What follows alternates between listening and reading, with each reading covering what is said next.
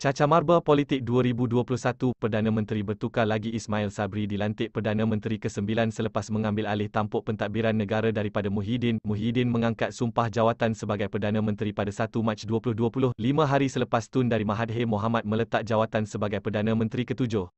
Kuala Lumpur, di tengah perkembangan cacamarba politik negara tahun ini, peristiwa yang boleh dianggap paling menggemparkan seluruh negara pastinya merujuk kepada berita mengenai pertukaran Perdana Menteri buat kali ketiga selepas pilihan raya umum ke-14 PRU14 pada 2018. Selepas PRU14, Tun Dara Mahathir Mohamad mengambil alih tampuk pentadbiran negara daripada Datuk Seri Najib Tun Razak, namun beliau hanya bertahan selama 22 bulan sebelum jawatan nombor 1 negara itu diambil alih oleh Ahli Parlimen Pagoh, Tan Sri Muhyiddin Yassin, dan tahun ini menyaksikan Muhyiddin pula mengundurkan diri.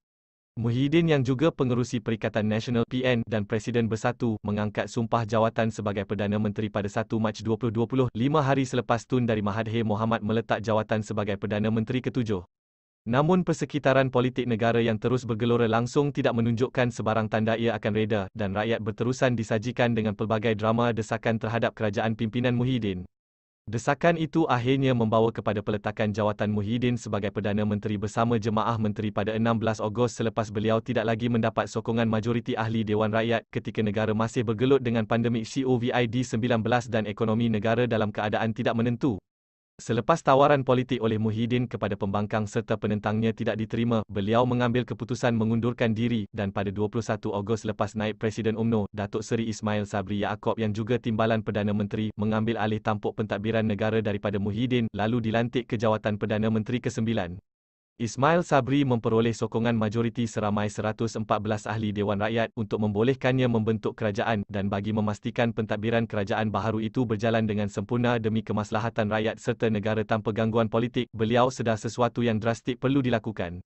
Pada 13 September lepas, beliau mengorak langkah baharu dengan memeterai Memorandum Persefahaman MAU Transformasi dan Kestabilan Politik antara Kerajaan Persekutuan dan Pakatan Harapan PH bagi membentuk satu kerjasama dwipartisan dengan menjulang semangat keluarga Malaysia.